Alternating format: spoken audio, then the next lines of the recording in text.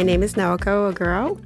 I'm a design director at IA. I'm a recent addition to IA, but I've been doing this professionally for more years than I care to admit. But I love it. I don't know what else I would be doing even. Yeah. So You were made to be a designer. I was made to be a designer, I And think. you're in New York, too. I'm in New York. All your family, your support system is right there in your radius. Yes, I'm a local townie. I'm a bridge and tunnel local townie.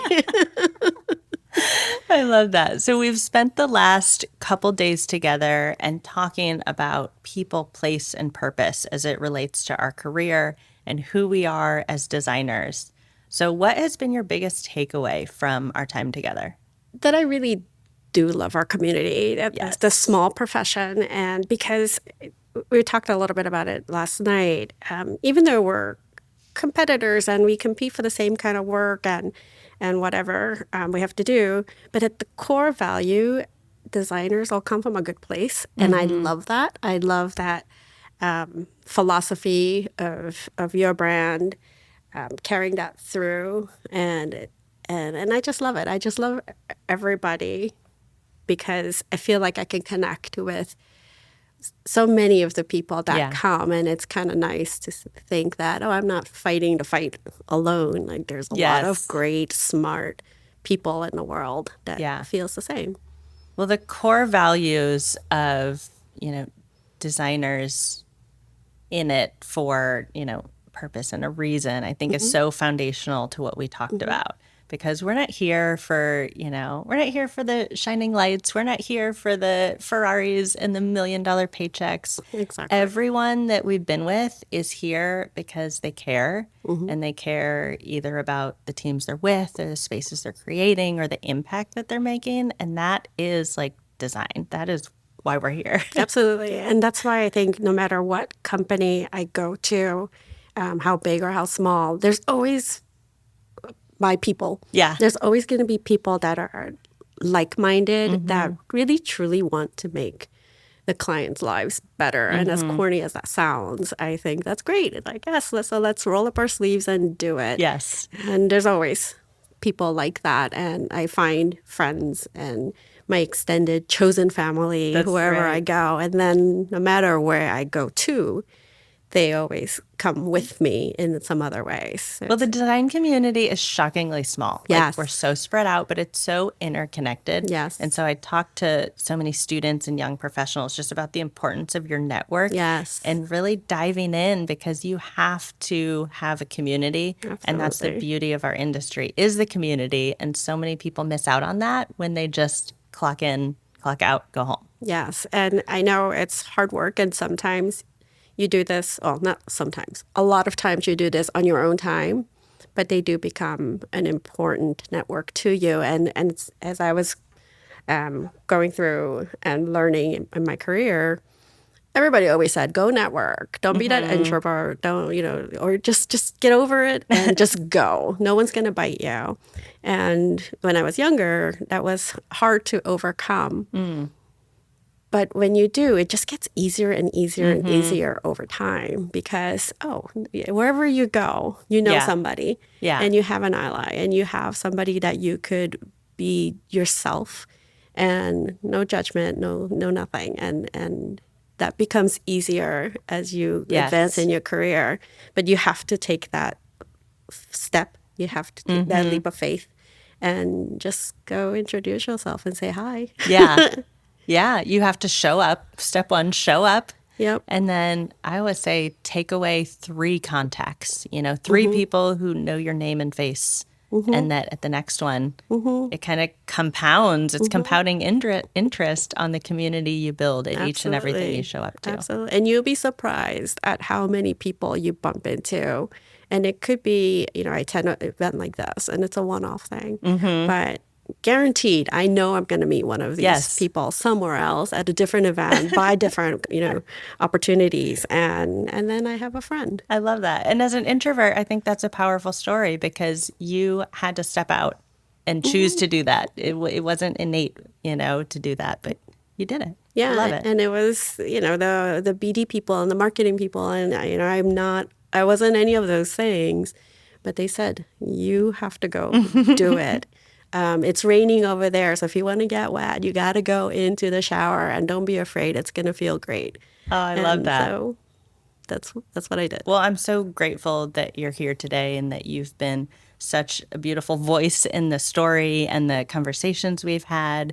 So, we have these three cards defining different conversation topics, and I want you to pick one. So, they are career and growth, people and purpose, design and creativity, and they each have a question on the back. So, which category are you drawn to?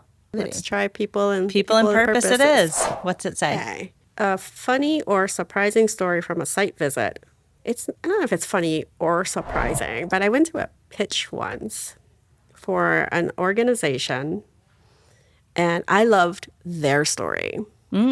I was so excited by the mission that they have and their core business Okay. that I asked my boss at the time, it's like, you know what? We really need to win this job because if I had a tail, it would be wagging nonstop because they were so good. And we want to do this project and make it free, Jim. And he said, I sometimes feel like we do, but yeah, sure, whatever. In the end, we won the job. And I loved the project. I loved the people. And here we are, 10 years later, maybe a little longer, where I'm still working with them because Wow. I connected so much with the people that run the organization that Wow. I've just been persistent. You know, it's like, hey, cats, can we go get coffee? Or what else are you working on? I just love what they do. What was it about them that made you like feel that need? Their mission-driven nature, I love. I love supporting them. I wanted them to have a space that showed off what they do and that helped them do their job Yeah. seamlessly. And I'm very practical by nature. So I hate it when things are inconvenient. And it could be little things. I'm bothered by the smallest little things.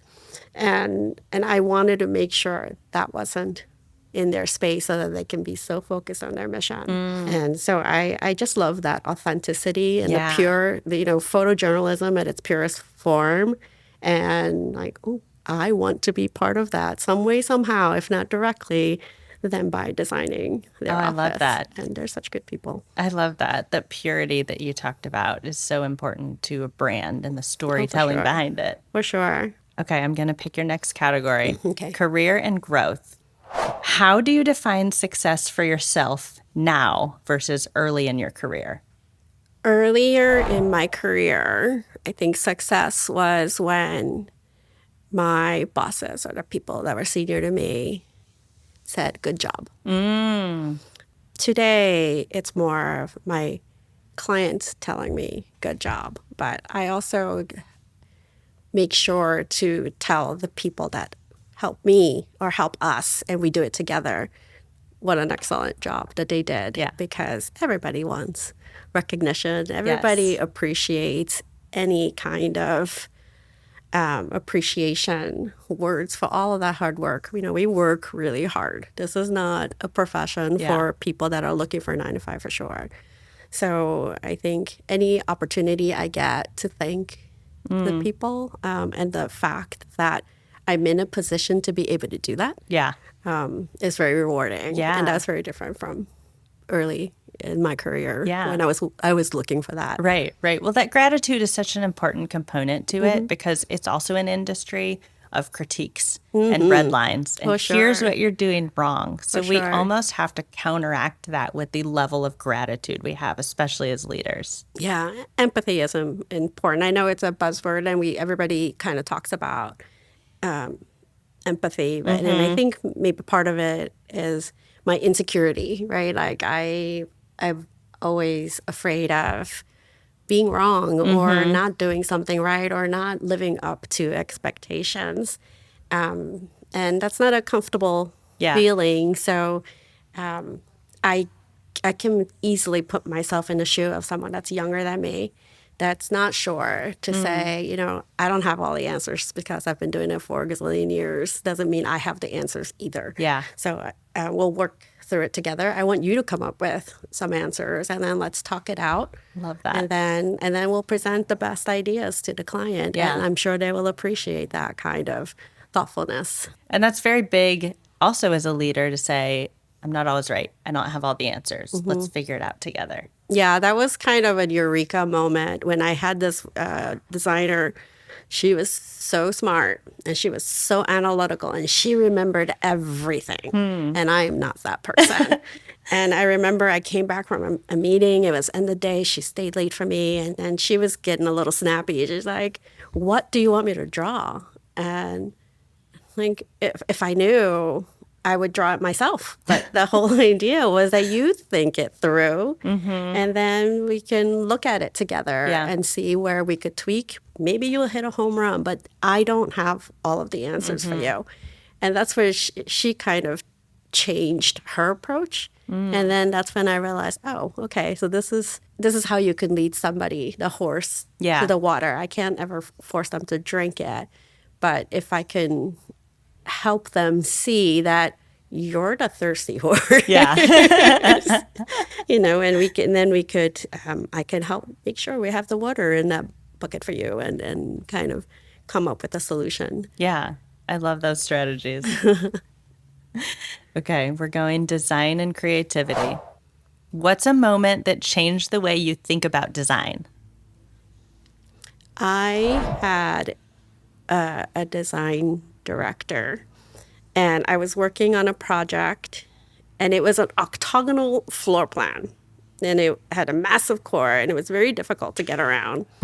And I was just stuck. I was stuck trying to get it laid out perfectly. And as I was going down the program checklist, it was giving me weird scenarios. And the design director at the time said, Naoko, program is important, but program can't dictate design. Think about the design first, and then you fit everything else around it so that you don't forget what's important in the design. I'm like, oh, yeah, that's actually a good point, because if I went down a list, inevitably whatever's on the bottom got left off, and you miss out on the opportunities. And that comment was kind of pivotal for me to, from the pragmatic, the practical, technical person to switch to, oh, yes, design is important, and I should prioritize that first without sacrificing the program. It's the solutions. Yes. And thinking big picture about how does this work together. Exactly. And that was a pivotal, aha moment for me, and I've carried on since. Beautiful. How do you teach that to the people you work with? I say it verbatim like that. I tell them, it's like, yes, program is important, but you have to find the design opportunities. You have to build in the design opportunities and these real spatial requirements. I mean, real estate is expensive, especially in our market in New York, where space is at a premium. But you can't not have design element. And it is about prioritization, whether we're talking about budget, or even, we can make everything else paint and carpet if we prioritize specific places. That's gonna be that important places where people feel proud to be. That people are excited to be at and choose to be at that place. And if we create those moments, then if there's plain paint and carpet elsewhere, that's okay. That's okay. That's the game. It's finding that balance. Yes. Finding that balance of spaces people want to be and feel themselves and feel authentic. Right. And feel like they could be themselves, right? Because all of the right things are there where they needed to be. Yeah. And that's your job to put it together, like the puzzle you were talking about. Exactly. And even with clients, I tell them, I don't know the organization. I don't know the people the way you do. And it's a matter of choices. It's a matter of options that you can pick from. And my job is to identify what those could be, and you pick. It's like the Dungeons and Dragons book. Choose your own adventure. What's more important to you, and we'll make it happen. And to do that, you really do have to think about the big picture. Go back to that visioning session. I love looking at the mirror board and thinking about, what did we talk about 6 weeks ago, 7 weeks ago, that said that was important to them, and make sure we don't forget And those are the design moments that Yeah. we have to create, in the projects that we do. That's awesome. Well, you're such a facilitator too, and a facilitator of clients to get them to exactly what they need. Exactly. And a facilitator of the people around you to steer your team toward thinking differently. Right. And I think that's what makes you a great leader, is that you see the big picture and you're able to help facilitate the conversations to get to the best results. Yep, for sure. That's so cool. Okay, well, thank you so much, Naoko. Of course, this was such a pleasure. What a treat. Yes, I'm so glad to have your voice as part of our conversation, and it's been so wonderful. Thank you for having me. Thank you. I appreciate it.